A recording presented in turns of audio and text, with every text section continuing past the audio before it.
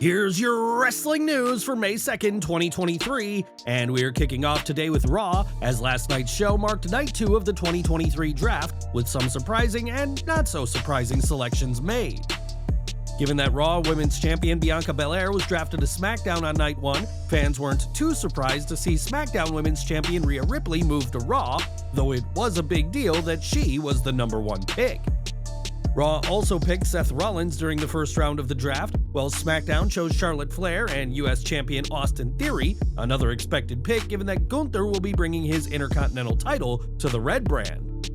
Round 2 proved to be all about the teams, with SmackDown selecting the Usos and the LWO, while Raw chose the Judgment Day and the undisputed WWE Tag Team Champions Kevin Owens and Sami Zayn. Round 3 saw more championships as Raquel Rodriguez and Liv Morgan brought the WWE Women's Tag Team titles to Raw, and Xavier Woods and Kofi Kingston were selected by the Red brand. Not to be outdone, SmackDown selected the Brawling Brutes to continue appearing on the Blue Show, and Asuka will be making her return to SmackDown after spending some time on Raw. Round 4 kicked off with some Stratusfaction, with Trish Stratus being selected by Raw, putting her on the same brand as her nemesis Becky Lynch. Raw also picked Shayna Baszler and Ronda Rousey, while SmackDown chose the duo of Karrion Kross and Scarlett, as well as LA Knight.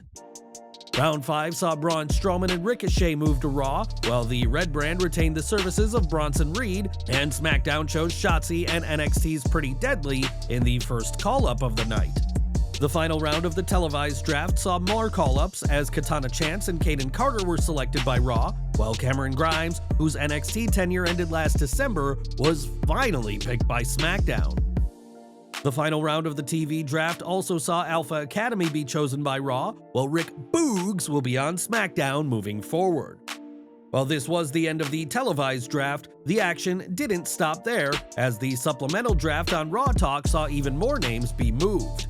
Akira Tozawa, Dana Brooke, Emma, Indus Sher, Johnny Gargano, and Los Lotharios were all moved to Raw, as was Nikki Cross, Piper Niven, Riddick Moss, Tegan Nox, Xia Li, and the called-up Odyssey Jones. For SmackDown, the Blue brand selected Tamina Snuka and Grayson Waller, who only recently challenged for the NXT Championship at Spring Breakin'. Between last night and last weekend's SmackDown, the landscape of WWE is looking much different to what it was this time last week, but who do you think will thrive in this new era, and which brand do you think won the 2023 draft? Sound off in the comments. While a lot of superstars now have new brands that they'll be competing on, not everyone will be on a new show moving forward, as some names in the drafting pool weren't even picked. During Night 1's supplemental draft, it was announced that Dolph Ziggler, Mustafa Ali, Omos, MVP, and NXT's Von Wagner were free agents, and now more names have joined them. It was during the Night 2 supplemental draft that it was confirmed that Baron Corbin, Cedric Alexander, Shelton Benjamin, Elias, and NXT's Zion Quinn are all free agents and may appear for both the Raw and SmackDown brands unless they sign with a certain show. Brock Lesnar was not drafted by either Raw or SmackDown, but as Triple H explained on Raw, that's because the Beast has negotiated a special free agency and will be able to appear on both shows for the foreseeable future. We imagine it's hardly fun for a superstar to go undrafted, as it'll no doubt be seen as a sign that WWE Creative has nothing for you, and where do you hope to see the free agents, other than Lesnar, end up? As you'd imagine, the second night of the WWE draft has had fans talking, and the superstars themselves shared their reactions on social media. After spending months in proverbial limbo, Cameron Grimes said, "I don't have the words," when reacting to being chosen by SmackDown, but was able to add one word, saying this is incredible. In a tweet of her own, Rhea Ripley took great pride in being the first pick of Night 2, saying that is how it should be, and added that Mommy still runs Monday Night Raw. SmackDown's Grayson Waller wasted no time in distancing himself from the NXT crew, saying that the superstars of the Gold brand are so cringe, acting like the audience at a daytime talk show. Xavier Woods had quite the interesting response, as he tweeted so-called messages from Vince McMahon, claiming that this alleged chairman had let him know that a move to Raw was happening. WWE is committed to making this brand split stick, and the superstars will now have to prove why they deserve to be drafted, and time will tell which stars shine in this new era of WWE. As we mentioned earlier, Von Wagner was not selected by either Raw or SmackDown during the draft, but he will soon be appearing on either one of the main roster shows. It was reported recently that WWE higher-ups see a lot of big things in Wagner's future, with some even seeing him as a future WrestleMania main eventer, but the fans don't exactly see things the same way. On Twitter, fans expressed their disbelief that Von Wagner is on the main roster and is even being considered for a WrestleMania main event, with one noting that they expect Wagner to be released within a year from now. Another fan had a slightly less harsh response, saying that they instead predict that Von Wagner won't work out on the main roster and will be sent back to NXT, which at least means he'll still have a job. One fan ridiculed Wagner's promo skills, sarcastically saying he could outtalk MJF, The Rock, Paul Heyman, and others, while another fan simply called the second-generation wrestler the most generic wrestler. Von Wagner certainly has the size and look of someone Vince McMahon would be interested in pushing, but his charisma, or lack thereof, has been an issue. And what do you expect in the future for the WWE main roster free agent? Back to Raw, and this week's show wasn't just about the draft, as WWE continued to hype up the new World Heavyweight Championship.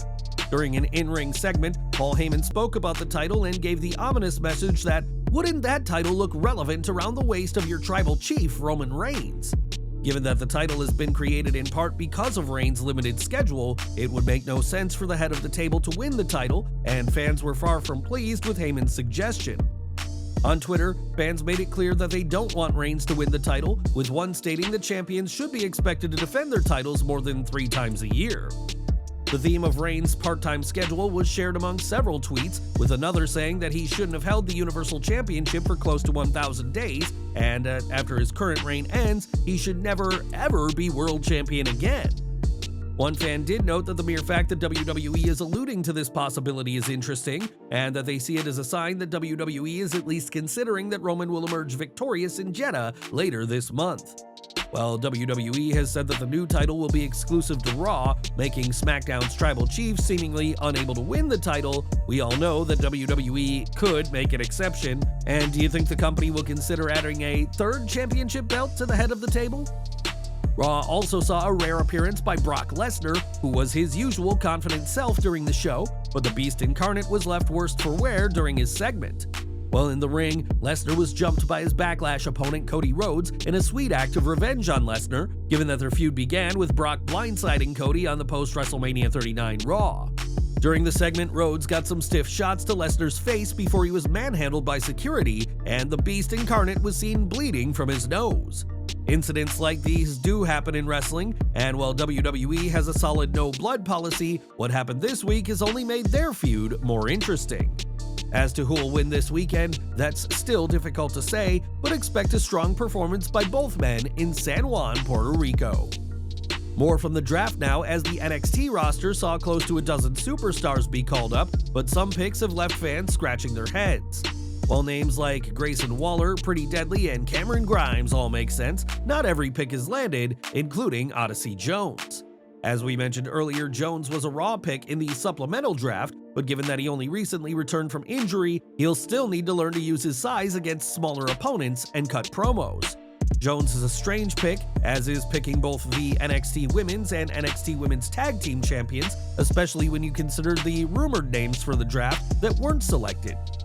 The likes of Ilya Dragunov, Tyler Bate, Cora Jade, and Braun Breaker were all being considered for the draft, though none of them were called up to Raw or SmackDown, and it'll likely be another year before we see stars like these shine on the main roster. And we're ending today with the Royal Rumble, as the annual January event is always one of the most exciting nights of the year and marks the start of the road to WrestleMania. Little is known about the 2024 Royal Rumble other than the show will happen, and we may now know where the road to WrestleMania 40 will begin. According to a report by WESH2, Orlando, Florida is going to make a move to win the upcoming Premium Live event and is prepared to make a bid later today. The Orlando Tourist Development Tax Sports Incentive Committee will request $850,000 for the Greater Orlando Sports Commission, and if the plan is successful, the Rumble will take place at the Camping World Stadium on January 27th next year.